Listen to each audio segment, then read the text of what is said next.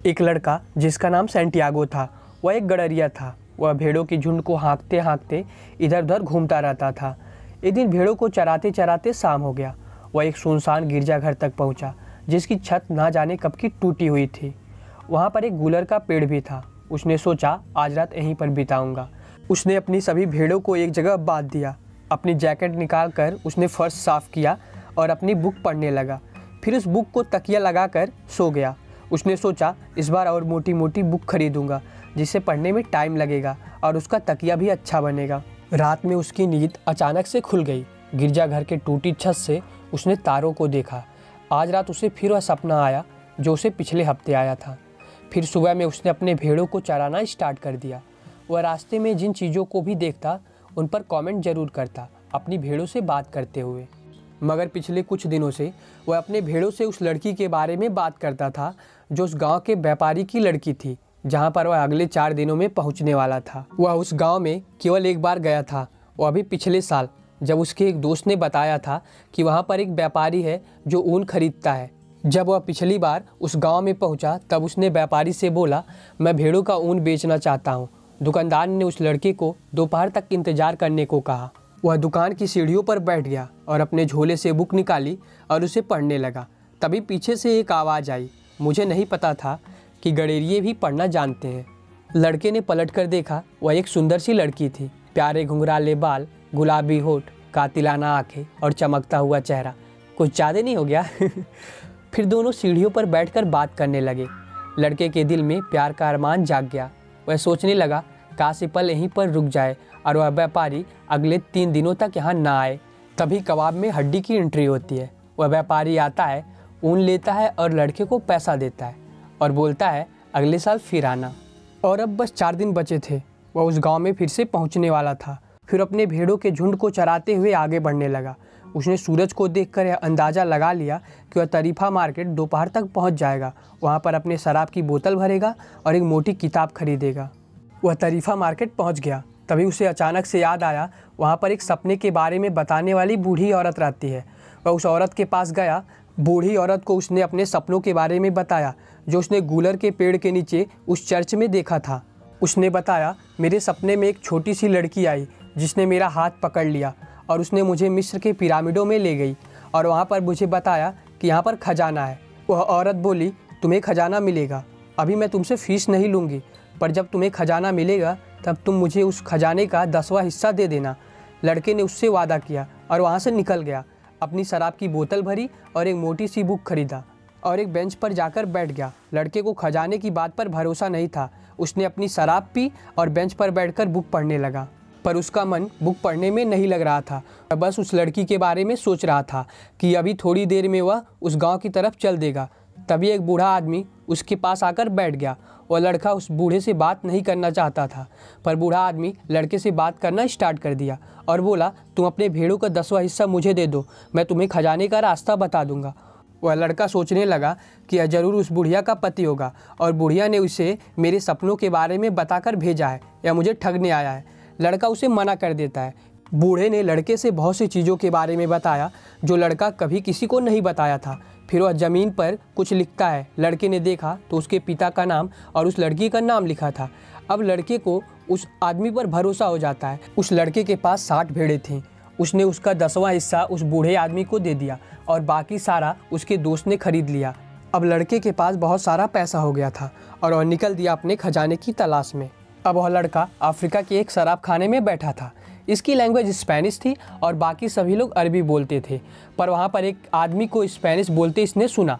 अब वह दोनों दोस्त बन गए। लड़के ने बोला, मुझे मिस्र जाना है, क्या तुम मेरे गाइड बन सकते हो? इसके लिए मैं तुम्हें पैसा भी दूंगा। उस आदमी ने बोला, हाँ, मैं तुम्हें मिस्र पहुँचा दूंगा, इसके लिए हमें ऊँट खरीदना होगा। तब लड़का उसको अपना सारा पैसा दे देता है। जैसे ही दोनों बाजार में जाते हैं तभी वह आदमी उसका सारा पैसा लेकर वहाँ से भाग जाता है। वह लड़का परेशान हो जाता है और फूट फूट कर रोने लगता है, क्योंकि अब उसके पास कुछ भी नहीं था और वह बाजार के रास्ते में ही रोते रोते सो गया। सुबह में लोगों ने उसे उठाया। फिर लड़का एक क्रिस्टल बेचने वाले आदमी की दुकान पर चला गया और बोला, मुझे भूख लगी है, मैं आपके क्रिस्टल को साफ़ कर देता हूँ, क्या आप मुझे खाना दोगे थोड़ा सा? दुकानदार कुछ नहीं बोला। लड़का अपना कपड़ा निकाल कर उसके सारे क्रिस्टल को साफ़ कर दिया। तभी उसकी दुकान पर 2 कस्टमर आए और उन्होंने क्रिस्टल खरीदा। इससे पहले उसकी दुकान पर जल्दी कोई नहीं आता था, वह दिन भर ऐसे ही दुकान खोलकर बैठा रहता था। उस दुकानदार ने लड़के को लकी समझा और उसे काम पर रख लिया। वह लड़का उसकी दुकान पर काम करना स्टार्ट कर दिया। उसने बहुत सारे बिजनेस आइडिया को लगाया और उस दुकानदार को बहुत ज़्यादा प्रॉफिट पहुँचाने लगा और लड़के को इससे बहुत ही अच्छा कमीशन मिलने लगा। उस लड़के को अपना देश छोड़े 11 महीना 9 दिन बीत चुका था। क्रिस्टल की दुकान से वह बहुत ज़्यादा पैसा कमा चुका था। उसके पास अब 120 भेड़ खरीदने के पैसे भी थे। उसने एक सुबह दुकानदार से बोला, आज मैं जा रहा हूँ और मैं भेड़ों को खरीद कर गड़रिया बन जाऊँगा और अपनी भेड़ों को चराऊँगा।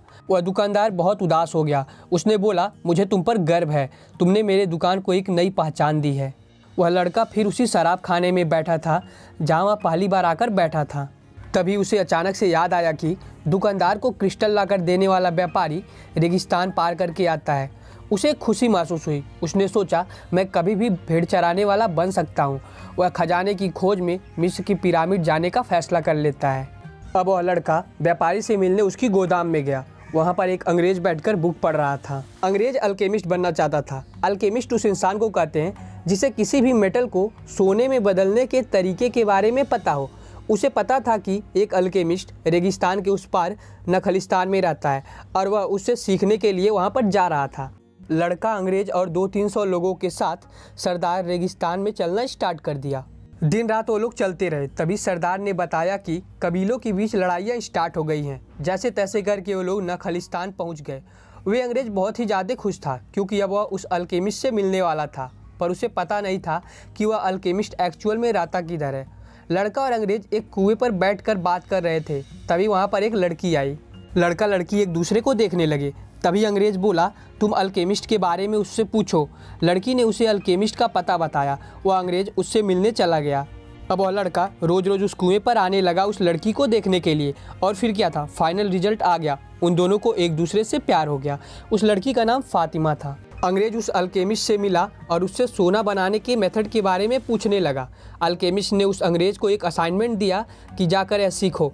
और दूसरी तरफ वह लड़का उस लड़की से रोज़ कुएं पर मिलता और उसे अपने लाइफ के बारे में बताता कि कैसे वह भेड़ों को चराता था और वह खजाने की खोज में कैसे यहाँ तक पहुँच आया। एक दिन वह लड़का एक जगह पर बैठा था। तभी उसने 2 बाज को लड़ाई करते देखा। उसे लगा कि नखलिस्तान पर हमला होने वाला है। यह बात उसने वहाँ के सरदार से बताई। सरदार ने उस लड़के से कहा, अगर तुम्हारी बात झूठी होगी तो हम तुम्हें मार डालेंगे और अगर सही हुई तो हम तुम्हें इनाम देंगे। और सच में दूसरे दिन उस कबीले पर हमला हो गया। लेकिन ये लोग पहले से तैयार थे, इसलिए इन लोगों ने हमला करने वाले लोगों को मार डाला। अब उस लड़के से खुश होकर वहाँ के सरदार ने उसे अपना एडवाइज़र बना लिया और उसे सोने का सिक्का इनाम में दिया। अब वह फातिमा के साथ हमेशा के लिए वहाँ रहने का फैसला कर लिया। लेकिन फातिमा ने उसे बोला, जिस खजाने के लिए तुम यहाँ तक आए हो तुम उसे खोजो, मैं तुम्हारा वेट करूँगी। लड़के ने लड़ाई के बारे में बताकर कबीले वालों की जान बचाई थी, जिससे अल्केमिस्ट उस लड़के को जान गया था। अब वह लड़का और अल्केमिस्ट मिस्र की पिरामिडों की तरफ जाने लगे। उस समय लड़ाइयाँ चल रही थी। उन दोनों को दूसरे कबीले के लोगों ने पकड़ लिया। अल्केमिस्ट ने लड़के का सारा सोना और क्रिस्टल का जितना भी पैसा था उसे कबीले के सरदार को यह कहकर दे दिया कि आपके लिए है, आप इससे बहुत सारा हथियार खरीद लीजिए पर हमें छोड़ दीजिए। अल्केमिस्ट लड़के की तरफ इशारा करके कहा, यह हवा में बदल सकता है, आप हमें 3 दिन का टाइम दीजिए, हम आपको यह दिखाना चाहते हैं। उस कबीले के सरदार ने लड़के को हवा में बदलते देखना चाहता था, इसलिए वह मान गया। और तीसरे दिन लड़का हवा बन जाता है। इससे कबीले वाले डर जाते हैं और उन दोनों को छोड़ देते हैं। अब लड़का और अल्केमिस्ट आगे बढ़ने लगते हैं। अल्केमिस्ट एक घर में रुककर सोना बनाता है, सोने को सभी में बांट देता है और लड़के को गुड बाय बोल के वहाँ से चला जाता है। लड़का मिस्र की पिरामिडों तक पहुँच गया। फिर उसने खुदाई करना स्टार्ट कर दिया। वह घंटों तक खुदाई करता रहा पर उसे खजाना नहीं मिला। तभी वहाँ पर कुछ डाकू आए और उसका सारा सोना छीन लिए और उसे बहुत मार मारा। फिर उसके सरदार ने पूछा, तुम यहाँ पर खुदाई क्यों कर रहे थे? तो उसने बताया, मैंने सपना देखा कि यहाँ पर खजाना है। तभी सरदार हंसने लगा। सरदार बोला, तुम्हारी तरह मैंने भी सपना देखा था कि स्पेन में एक चर्च के पास एक गूलर के पेड़ के नीचे खजाना है, पर मैं तुम्हारी तरह बेवकूफ़ थोड़ी ना हूँ जो सपने पर भरोसा करूँ। और वो सभी लोग वहाँ से चले गए। अब लड़का खुश हो गया क्योंकि अब उसे पता था कि खजाना कहाँ है। अब वह वापस स्पेन चला गया। उस चर्च के पास उस गूलर के पेड़ के नीचे खुदाई करना स्टार्ट कर दिया। उसे खजाना मिल गया। उसने उस खजाने का 10वां हिस्सा उस बूढ़ी औरत को दे दिया जिससे उसने वादा किया था। तभी उसे फातिमा की याद आई। उसने बोला, फातिमा मैं आ रहा हूँ, और वह उसके पास जाकर रहने लगा। दोस्तों, मेरे हिसाब से आप इस बुक से 2 इम्पॉर्टेंट लेसन सीख सकते हो। पहला, खजाना वही है जहाँ पर आप हो। खजाना तो स्पेन में था जहाँ पर वह लड़का रहता था, पर उसे पाने के लिए उसे बाहर जाना पड़ा। ऐसे ही खुशियाँ हमारे पास होती हैं जहाँ पर हम होते हैं, पर उसे समझने के लिए हमें बाहर जाना पड़ेगा। जो लोग घर से बाहर जाकर काम करते हैं उनसे पूछो कि उनका गांव कितना इम्पॉर्टेंट हो जाता है जब वो बाहर रहते हैं। एंड दूसरा, हमें अपने सपनों का पीछा कभी नहीं छोड़ना चाहिए। हाँ, प्रॉब्लम्स आएंगी और निगेटिव थॉट भी आएंगे, फिर भी हमें आगे बढ़ते रहना है और एक दिन हम अपने ड्रीम को पूरा कर लेंगे उस लड़के की तरह। क्योंकि कहते हैं ना, जिस चीज़ को आप शिद्दत से पाने की कोशिश करते हो उसे पूरी दुनिया आपसे मिलाने की साजिश करती है। दोस्तों, मैं आपको रिकमेंड करना चाहूँगा पाओलो कोएल्हो की बुक अल्केमिस्ट को, कि आप इसे एक बार ज़रूर पढ़ो। तब तक के लिए थैंक यू। मिलते हैं संडे को।